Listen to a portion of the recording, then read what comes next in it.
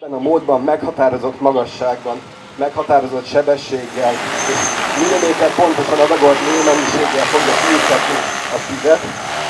Itt ő mindössze azt mondja meg a drónnak, hogy menjél, vagy ússzál oldalra, amikor éppen arra van szükség, hogy fogást váltsunk. Ez a drón alkalmas precíziós úsztatásra is, jelenleg is ezt fogjuk bemutatni, tehát nem fogjuk látni az összes fúvók helyett működni. Egyébként magának a drónnak a 6 karján összesen 16 fúvókra található, ebből nem szokott dolgozni összesen maximum 14 darab egyszerre.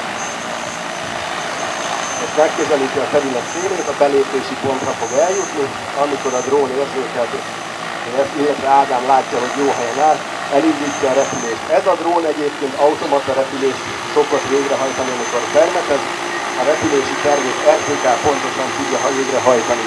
Dual RTK antennával felszerelt, tehát ha valami miatt az egyik antennája nem is működne, redundáns módon a másik át tudja venni a szerepét. Valamint ha valamilyen mágneses sugárzás megzavarná az iránytűjét, akkor a dual RTK antenna segítségével pontosan tud irányt tartani. Az RTK forrását tudja biztosítani bázisállomás, illetve hálózatos RTK forrás is.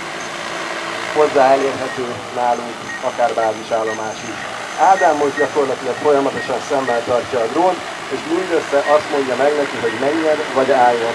Tehát a drón egy előre beprogramozott sebességgel halad, meghatározott irányban.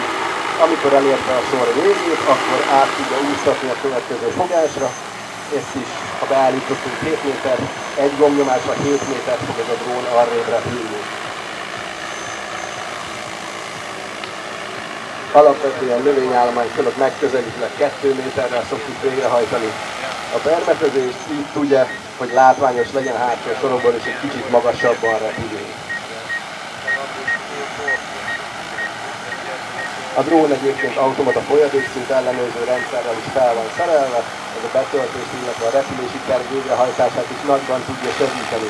Tehát gyakorlatilag amikor töltjük a drónt és rendszállás után, akkor látjuk, hogy az adott beletöltött mennyiség az hol fog kifogyni. Ez a repülési terv elkészítése egy nagyon fontos lépése a növényvédelmi kezelések végrehajtásának.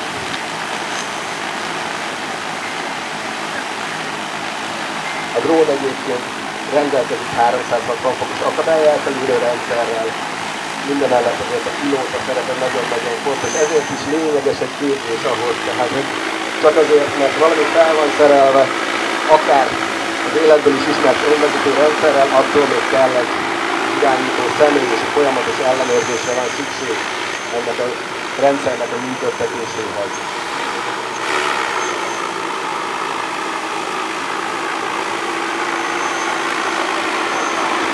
Jelenleg Ádám teljesen megvilágos időben repülik, aki érzi, feladatot kaphat belőle a szeretet.